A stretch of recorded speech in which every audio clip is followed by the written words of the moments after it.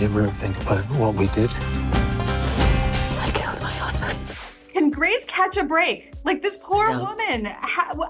So let's talk a little bit about coming into the season. How much are the events of season 1 weighing on her? You know, we see her at what looks like a happy time, but is it through and through? Is she feeling that joy? She's sort of the queen of denial, isn't she, Grace? She's very good at it. She spent years and years honing her craft with an abusive husband.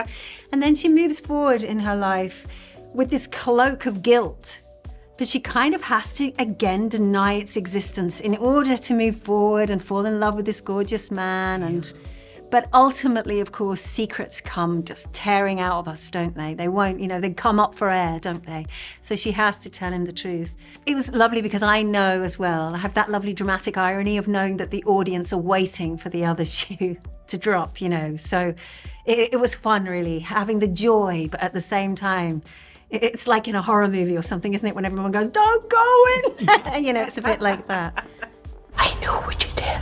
Fiona, let's talk a little bit about how Angelica reminded me of every nosy church lady I ever had in my life, with a sinister edge. Apologies to all the church ladies in my life. Do you think that she senses that there's this like other secretive level to Grace? There's definitely, she feels a kinship or like a closeness, but what do you think is driving that? Well, at the beginning, in the first episode, she is so delighted to see Grace, who clearly has not been seeing a lot of her lately. And I think when these vacuums occur, people get a bit desperate. And even at the very first scene we have together, Grace is guilty about the fact she hasn't seen Angelica, and Angelica's hurt but pretending not to be.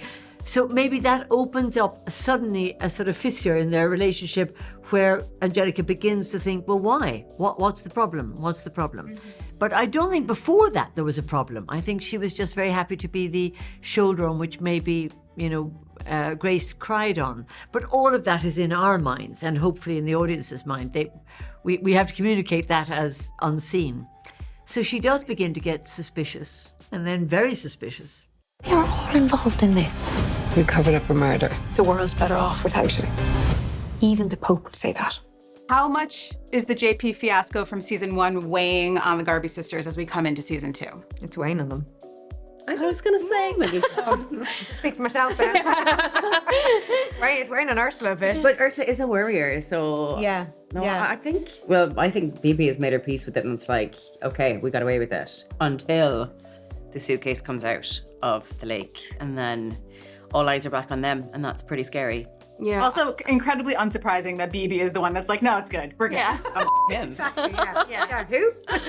Yeah, I'd say it would only traumatize Becca in the sense that, like, she can see that it's traumatized Grace and obviously her whole Minna situation, but I feel like she's trying to have a new life and a new sort of, like, peace with it. But then it comes back to haunt them. Maybe the answer is just Ursula, but who's having the hardest time kind of knowing that there's that secret inside them and it not having it come out? It's Ursula. It's Ursula. Yeah. But I think she's trying her best to, coast along as if everything is okay and it's 2 years on and everybody else seems to be doing all right. So she's just sort of going through the motions with it. But then we realize actually she's not coping so well and she's self-medicating in order to sort of manage. And then when things start to come to the surface, literally, with the suitcase, she's kind of tipped over the edge quite quickly. It is kind of endearing how bad all of your characters are at being accessories to crime. Like, I'm thinking of, as the season goes on, there's like fully public conversations about things that have happened, right? Well, I think because we are so terrible at it, or I think maybe sometimes think we're doing a better job than we are, but it's not like we're practiced, We made such a mess of it last time round, and we always sort of seem, I think, to take turns of really putting our foot in it or saying the wrong thing, and the other one pulls the other one up on it or gets a kick under the table. And I think that's what's so enjoyable about it, is that they're not good at it.